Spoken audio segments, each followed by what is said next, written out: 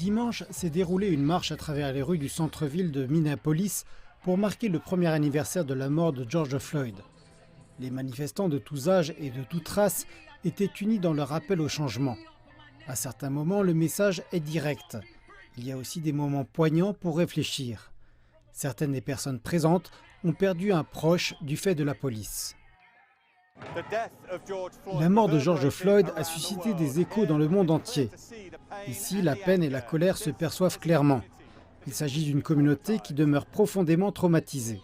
S'ajoute à ce traumatisme la récente mort de Daunte Wright en avril, tué par un policier blanc non loin de là, à un feu de circulation à Brooklyn Center. Cela m'affecte vraiment profondément à titre personnel. En tant que jeune homme noir, Daunte Wright aurait pu être mon jeune frère. Donc la situation de Daunte Wright n'est pas si différente de celle de George Floyd. Les circonstances sont différentes, mais toutefois la situation des Noirs aux États-Unis, qui sont tués à un taux sans commune mesure avec les autres races, est quelque chose contre quoi les gens se sont opposés en disant que ce n'est plus acceptable.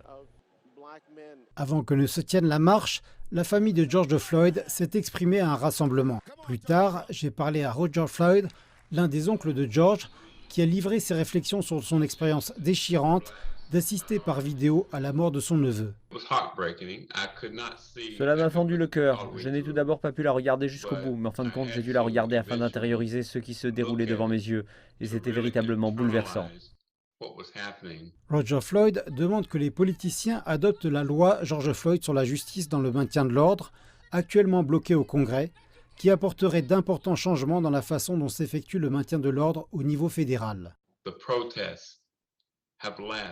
Voyez comment les manifestations se sont poursuivies pendant un an, quasiment sans interruption, et je ne les vois pas cesser avant longtemps, avant que certaines lois existantes soient appliquées selon lesquelles les forces de l'ordre, qui ont prêté serment de protéger et de servir, sont tenues de rendre compte des crimes qu'elles commettent. De retour à la marche, le sentiment ici est qu'un véritable changement est à présent possible, mais les gens continueront à manifester jusqu'à ce qu'ils l'obtiennent.